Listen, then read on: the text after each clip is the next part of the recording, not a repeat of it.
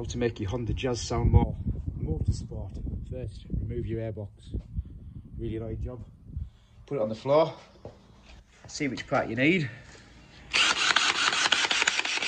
Drill some holes in it.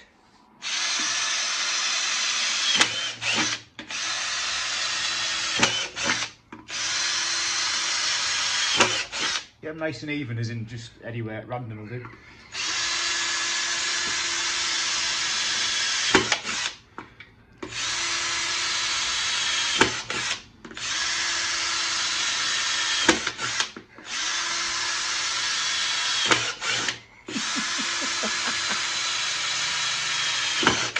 We could go on for hours, but we're not going to. But you just drill some holes in it. Holes are good.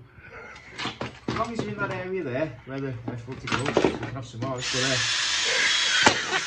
Put that one there. You see, got speed holes. Woohoo! Speed holes, that'll probably do it for now.